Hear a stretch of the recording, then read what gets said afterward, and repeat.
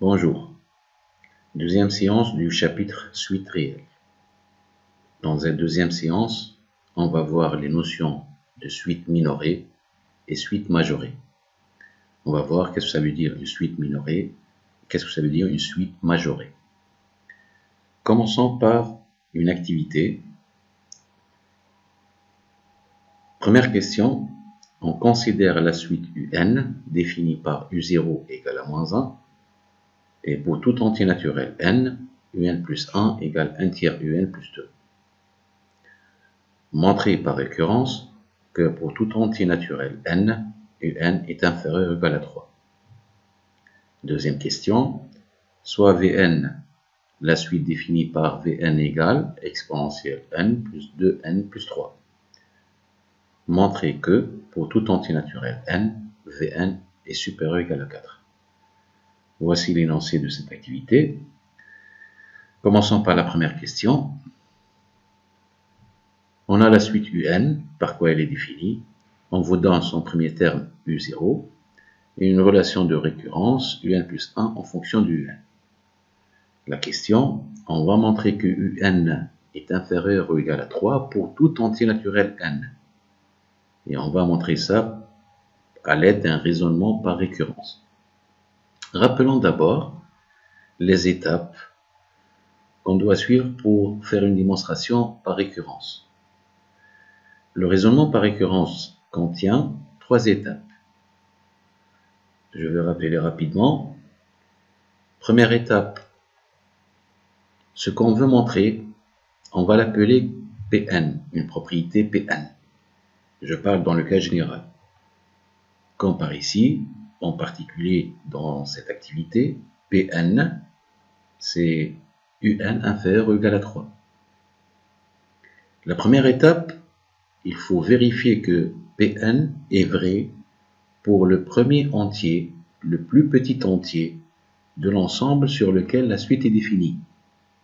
Par exemple ici, U est défini sur n, donc le plus petit entier de n, c'est bien sûr 0. Supposons dans un autre exemple, on a un est défini sur n étoile. N appartient à n étoile. Dans ce cas, le plus petit entier de n étoile, c'est 1. Donc on a dit la première étape, on vérifie ce qu'on veut montrer est vrai lorsqu'on remplace n par le plus petit entier de l'ensemble sur lequel un est défini. Ensuite, deuxième étape, pour tout n supérieur à ce plus petit entier de l'ensemble sur lequel la suite est définie, on suppose que P est vrai, c'est-à-dire on suppose ce qu'on veut montrer est vrai, et on montre que P est vrai à l'ordre n plus 1. C'est-à-dire ce qu'on veut montrer est vrai lorsqu'on remplace n par n plus 1. La troisième étape, c'est la conclusion qui est évidente ici, ce n'est pas difficile.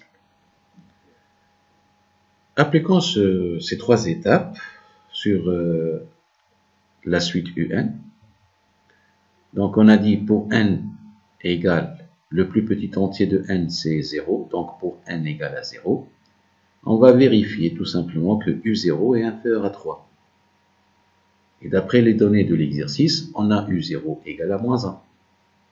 Moins 1, bien sûr, elle est inférieure à 3, donc u0 est bel et bien inférieur à 3.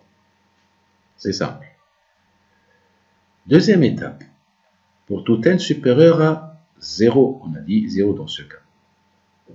On suppose Pn, c'est-à-dire on suppose que un est inférieur ou égal à 3, montrons que Pn est vrai à l'ordre n plus 1, c'est-à-dire montrons que on remplace n par n plus 1 dans cette inégalité, on obtient un plus 1 inférieur ou égal à 3. Donc, maintenant, ce qu'on a comme donnée, c'est que un inférieur à 3, qu'est-ce qu'on veut montrer? Un plus 1 inférieur à 3. Et n'oublions pas les données de l'exercice. On a un plus 1, Voilà comment elle s'écrit à l'aide de UN. Donc, on va commencer par l'inégalité UN inférieur à 3 pour arriver à l'inégalité UN plus 1 inférieur à 3. Et puisque UN plus 1 égale 1 tiers UN plus 2, donc on va multiplier d'abord UN par 1 tiers, puis on ajoute 2 pour trouver UN plus 1. Donc on va multiplier les deux membres de l'inégalité par 1 tiers. On obtient 1 tiers UN inférieur à 1 tiers fois 3 qui est égal à 1. Et n'oublions pas, lorsqu'on multiplie par un réel, il faut tenir compte du signe de ce réel. 1 tiers c'est positif, c'est pour cela que le signe de l'inégalité inférieure ne change pas. Puis, pour arriver à UN plus 1, on ajoute plus 2. Donc on va ajouter plus 2 aux deux membres de l'inégalité. On obtient ainsi 1 tiers UN plus 2 inférieur à 1 plus 2, qui est égal à donc 3. Et par suite, puisque 1 tiers UN plus 2, c'est UN plus 1, donc UN plus 1 est inférieur à 3. Et comme conclusion, donc, on écrit, puisque UN plus 1 est toujours inférieur à 3 pour tout entier n appartenant à n. Donc, on résume. Qu'est-ce qu'on vient de montrer? On vient de montrer que cette suite UN, pour tout entier naturel n, elle est toujours inférieure à une constante qui est 3. Et je précise, cette constante ne dépend pas de n. On dit dans ce cas que UN est majoré par 3. 3 s'appelle aussi un majorant de UN. Voilà, donc on dit que la suite UN est majorée par 3. Passons aux deuxième question. Voici la suite Vn, qui est égale à exponentielle n plus 2n plus 3 pour tout n appartenant à n. On veut montrer maintenant que cette suite Vn est supérieure ou égale à 4 pour tout entier n. Entier naturel, bien sûr. Pour cette deuxième question, on sait très bien, puisque n appartient à n, c'est-à-dire n, il est toujours supérieur à 0. Donc, puisque n est supérieur à 0, en appliquant l'exponentielle, exponentielle n reste supérieure ou égale à exponentielle 0, puisque la fonction exponentielle est strictement croissante sur r. Et comme exponentielle 0, on sait très bien qu'il est égal à 1, donc on obtient exponentielle n supérieure ou égale à 1. Ça, c'est la première inégalité. D'autre part, puisque n est supérieur à 0, si on multiplie par 2, on obtient 2n supérieur à 0. 2 fois 0, c'est 0. Et en ajoutant 3, les deux membres de l'inégalité, on obtient 2n plus 3 supérieur à 0 plus 3 qui est 3. Ainsi, on obtient deux inégalités qu'on va faire la somme membre à membre. D'ailleurs, Vn égale exponentielle n plus 2n plus 3. Donc, on va additionner les deux premiers membres des deux inégalités. On obtient donc exponentielle n plus 2n plus 3 supérieur ou égal à 1 plus 3 qui est égal à 4. Et ainsi, Vn, voici donc ça c'est Vn, Vn est supérieur ou égal à 4. Donc qu'est-ce qu'on vient de montrer? On vient de montrer une suite Vn qui est toujours supérieure à une constante pour tout n appartenant à n. Cette constante, je répète encore une fois, elle est indépendante de n. On dit dans ce cas que la suite Vn est minorée par 4. Et que 4 et aussi s'appelle un minorant de la suite Vn.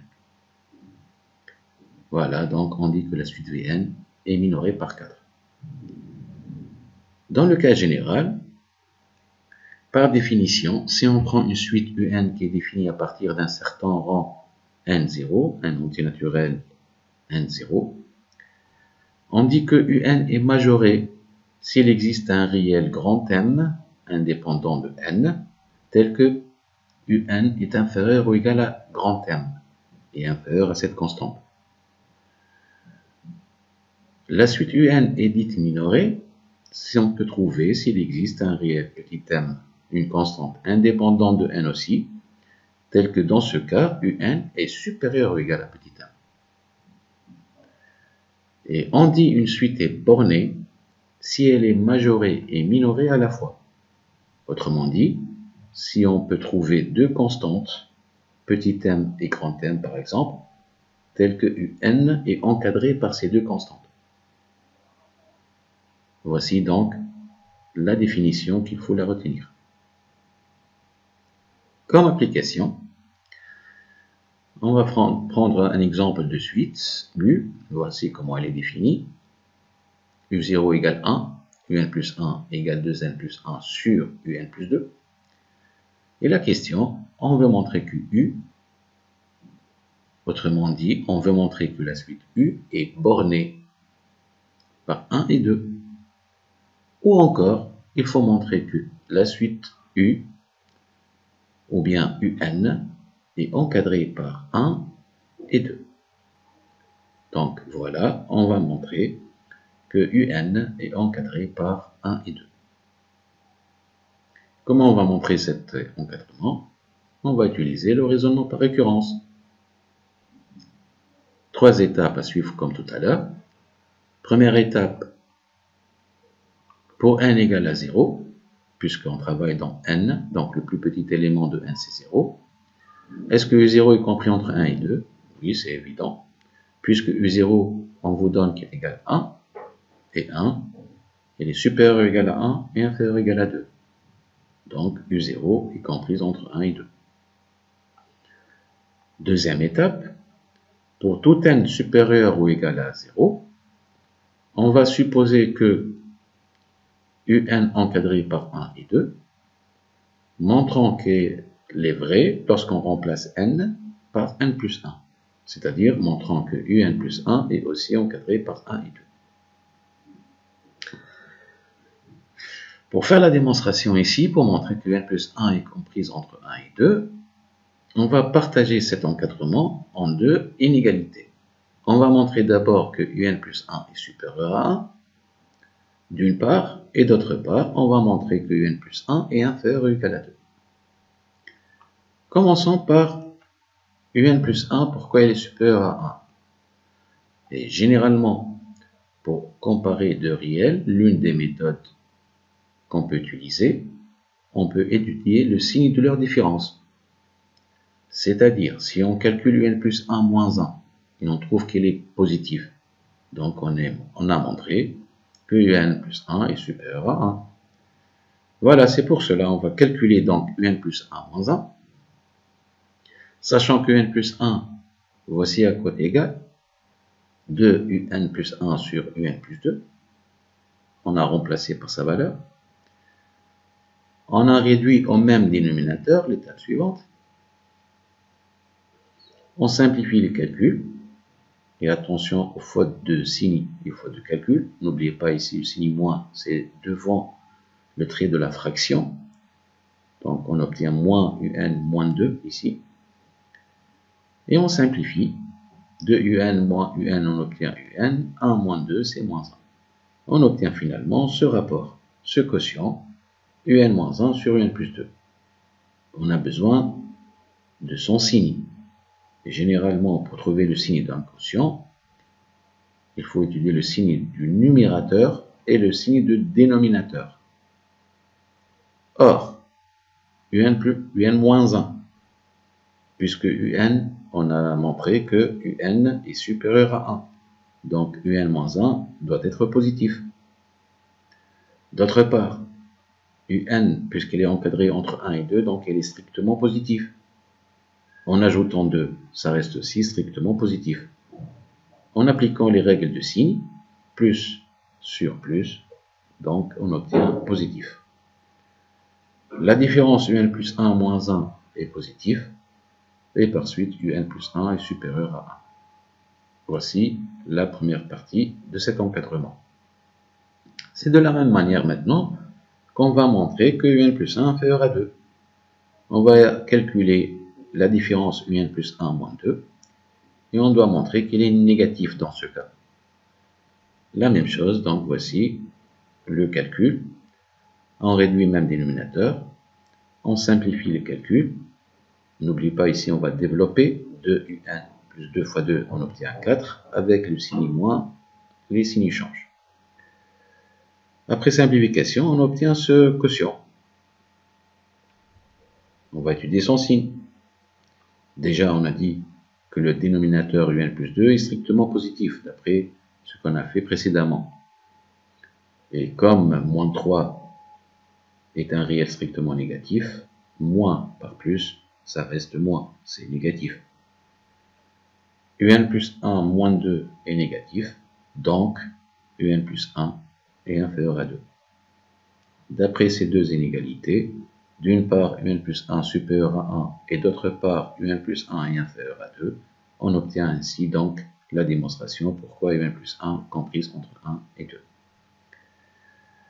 Ça reste donc troisième étape du raisonnement par récurrence. Donc pour tout n appartenant à n, un est toujours encadré par 1 et 2. un, c'est-à-dire est borné, elle est minorée par 1 et majorée par 2. Et voilà l'exercice. Merci de votre attention.